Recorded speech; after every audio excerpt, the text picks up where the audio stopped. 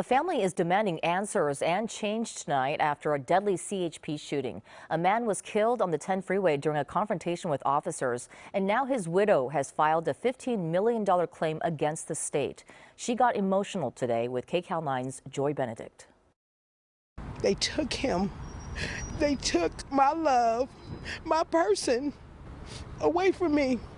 And I am totally outraged. Ann McMurtry couldn't hide the fury of emotions that come with loss as she tried to speak about her husband, Charlie.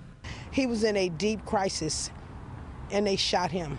It was hard for her to tell the story of February 5th when she was driving on the 10 freeway through Upland. She says her husband had a mental episode in the car and pulled out a knife. He started to cut himself with a knife, and she pulled over to the side of the 10 freeway in Upland, and he suddenly jumped out of the car. He was in crisis that day, and I called for help to help me. She says she told responding officers with the CHP that Charlie McMurtry was a Marine Corps veteran who suffered from PTSD.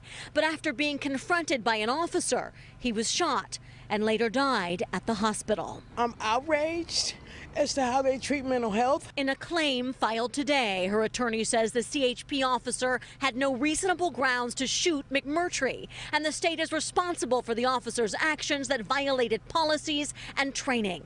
The claim asks for $15 million in damages. Protocol is to try to talk to the person in crisis, try to calm that person, not to agitate that person, and wait till professional help comes to talk to him.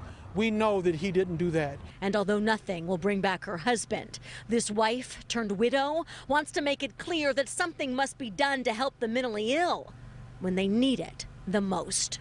He had PTSD from serving this country, making sure that we're all safe in this country, and they treat it like a plague. Something has to change when people are in crisis. An investigation into the shooting is being handled by the San Bernardino County Sheriff's Department. The case itself is ongoing and has yet to be handed over to the District Attorney's Office. From San Bernardino, Joy Benedict, KCAL 9 News.